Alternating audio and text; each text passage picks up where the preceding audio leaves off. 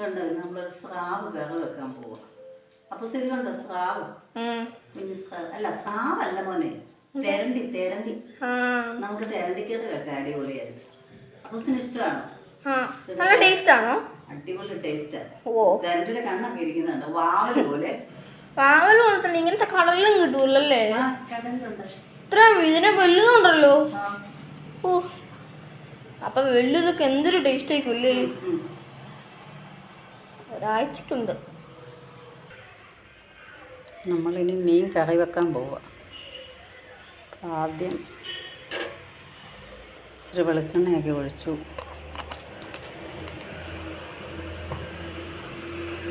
അതിനുശേഷം നമുക്ക് ആ എണ്ണ ഒന്ന് ചൂടാവുമ്പോൾ കുറച്ച് കടുകിടാം.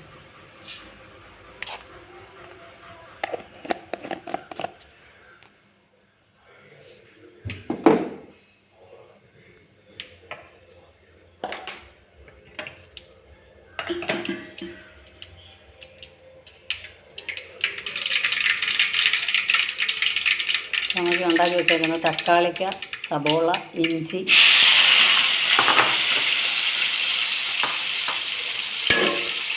എല്ലാം കൂടെ വഴറ്റാം. ചെറിയ ഫ്ലെയിമിലൊന്ന് വഴറ്റാം. നമ്മുടെ തക്കാളി സബോളയൊക്കെ ചെറുതായിട്ട് വഴന്ന് പിന്നെ നമുക്കതിനകത്തേക്ക് പൊടികൾ ഇട്ട് കൊടുക്കാം.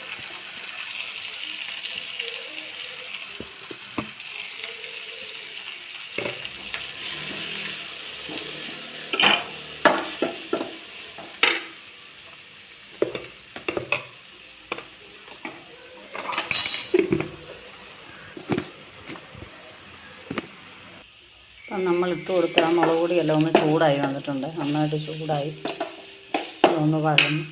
ഇപ്പം നമ്മൾ അരച്ച് വെച്ചിരിക്കുന്ന തേങ്ങ അതിനകത്തേക്ക് ഒഴിക്കണം.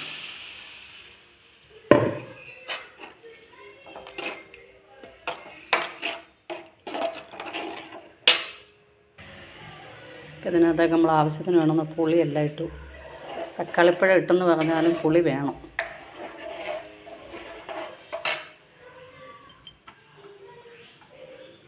ആവശ്യത്തിന് വേണമെന്ന് ഉപ്പ് ചേർക്കുക. അത് ചൂടാകുമ്പോഴത്തെ നമുക്കിവിടെ ഇത് കണ്ടല്ലേ, ഇന്ന് ഞാൻ ഉള്ളിത്തീയൽ വെച്ചിട്ടുണ്ട്. ഉള്ളിത്തീയൽ അടിപൊളി. ഇപ്പം ഞാൻ മീൻ കഷ്ണം പെറുക്കി ഇടാൻ പോവുകയാണ്. അതിനകത്തേക്ക് കഷ്ണങ്ങളെല്ലാം പെറുക്കി ഇടുക.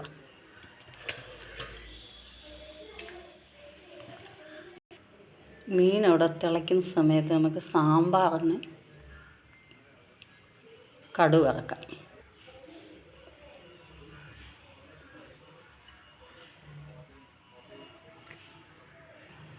അപ്പം നമ്മൾ സാമ്പാർ തിളച്ച് വരുന്നുണ്ട്. സാമ്പാറായി,